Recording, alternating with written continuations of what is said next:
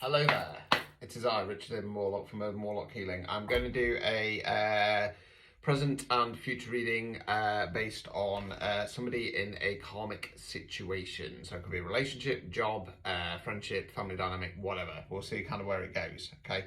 If you are stuck in a karmic cycle or going through an awakening process, I'm the reader for you, okay? I specialise in it.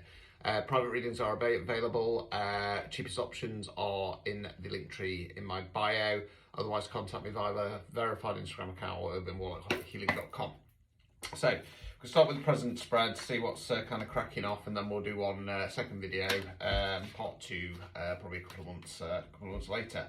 Right, so just going to give these a mix. I'm using the black water deck, hence why I'm in black and white again. It's been a while. So let's see where you're at. Karmic cycle. Right, 7 of Wands, 2 of Pentacles. Right, okay, so it's not looking too bad at the moment. So the first card is the 7 of Wands in the reverse position. So Wands relates to the element of fire, generally talking about taking some kind of action. Now, in the upright position, it's kind of about standing your ground, fighting off any kind of surprise attacks and stuff like that. Now, it's in the reverse position. This is obviously something to do with the karmic cycle. The problem is that you keep backing down, and it might not necessarily be to the situation, but it could be to yourself. So you keep kind of getting so far, and then you're going, oh, and then you get sucked back into it. But yeah, backing down. We've then got the 2 of Pentacles in the reverse position. Now, it's interesting that this one's actually come out, because I do often more and more... Is that a hair or wispy thing? I'm on a haunted chair. Yeah, I do often say that this is my karmic cycle card, because you can see they've got the infinity loop between the 2 pentacles there. But apart from that, pentacles relate to earth, so it means money, financial, non-financial wealth, what you invest in your time, efforts, and energies in. Now, generally speaking for me, when I'm doing my tarot, if it's in the upright position, I'm talking about being stuck in a karmic, that's her, karmic, they're everywhere. Where are they coming from? My house isn't that dirty, I promise you. It's a little bit dusty though, I suppose. I'm a witch. You need to have a bit of dust and cobwebs in your house.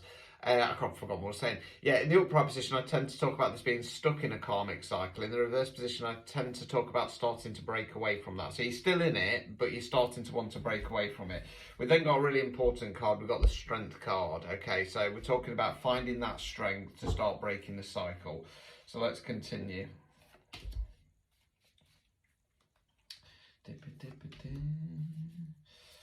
Right, okay, so we then got the 9 of Pentacles. Oops, sorry, got some boobs on the go. 9 of Pentacles. So again, Pentacles, money, finance, non-financial wealth.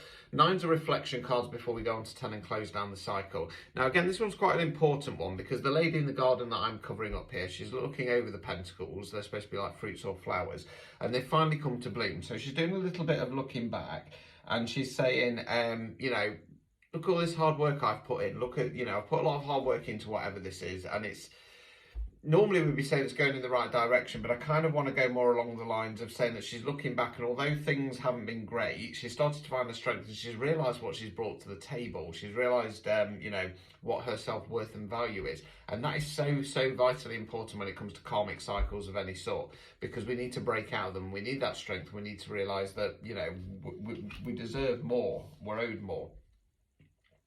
Right, we then got the 7 of Pentacles in the reverse position. I'm just having a look over this this deck here.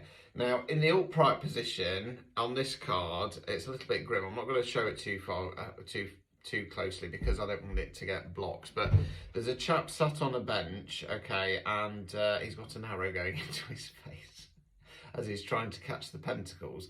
Now, it's in the reverse position, so it kind of feels like, it reminds me of a phrase that they use a lot in wrestling, which is talking about going for the imaginary brass rings. And basically what that means is that a person or a company or whatnot, they keep kind of, it's a bit like breadcrumbing, I suppose. They keep saying, oh, if you go and grab that brass ring, then you know, I'll promote you, I'll push you, and you can never get them all, you know what I mean? It's got a little bit of a feel of that with him kind of grasping there and then getting shot in the face with an arrow. Yeah, so it's, with it being in the reverse position, I want to almost say it's kind of like coming to that realisation that You're never going to collect all those pentacles in this situation because a lot of them are imaginary. It's just being breadcrumbed, okay? So if it was a relationship or situationship, it's that, you know, you constantly, yeah, tomorrow, something's going to happen, it'll be all good, yada, yada, yada, and it never materialises. So overall outcome card in the present,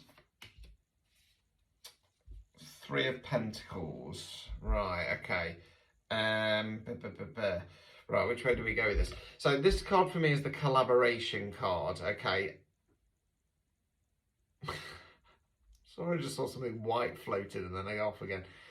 Oh dear, please comment if you see anything that, you know, like I said, there is some dust in here and there is the odd little fine hair. I do have 4 cats and a dog, but if you do see anything and it looks anything other than that, please do comment.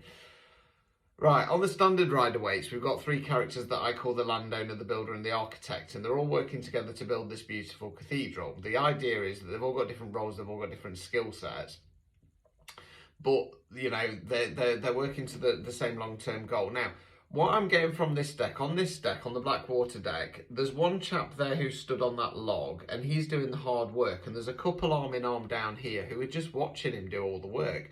It kind of feels like you're starting to realise that you're this chap here doing all the donkey work and other people are just watching you. Now, if we're talking about some kind of karmic relationship of some sort, it's that you're coming to the realisation that it's just all been breadcrumbing. You've turned up, you've given what you can, you've made the effort, you've tried to make the contacts. It might be that if we're going for like twin flames or bollocks or situationship, that your person isn't actually your person at all. It could be a third party dynamic, and you're kind of working away for this future that's never going to happen because they're actually with somebody else, and they're just looking for a bit of attention, really from you, and that's where the breadcrumbs come from. So obstacles or blockages. I mean, that would also indicate, like say, that you're still in it, you're starting to find that strength, you're starting to find that realisation, but you're still in it. Obstacle or blockages, 3 of Cups in the reverse position, so let's just cover this up just in case. Okay, so Cups relates to water, we're talking about something on an emotional level. Now, this is generally speaking a bit of a celebration card, okay. In the upright position, I normally call it the sisterhood card, because in the standard deck, it's 3 ladies dancing around celebrating. It can also indicate things like cheerleaders and people pushing you on and stuff like that. In the reverse position, it tends to be that people have ended up falling out with us, or we haven't got that support that we used to. It's got a little bit of a feel of the obstacle or blockage here is that if you're stuck in one of these dynamics, potentially the people who were there supporting you going, come on, this is bollocks, you don't have to do this, yada yada, they've got sick of it now because they've tried their best and you've not listened. All you do is keep returning back to this situation, and at the end of the day, you've got to help yourself, okay? Nothing changes unless nothing changes, as Anna says. As I say, control the variables, okay? If you're just going to sit there and do nothing, how do you expect anything to change, okay?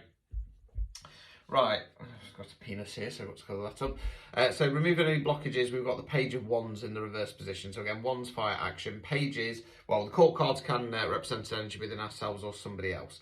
Pages are more youthful energy. They're more about giving something a go. Now, the obstacle or blockage here is that you keep dipping in and out. You keep going, oh yeah, great, let's see what happens. And, you know, I can't remember the phrase, but it's about, you know, doing the same thing over and over again and expecting different results. You know, basically makes you a fucking idiot.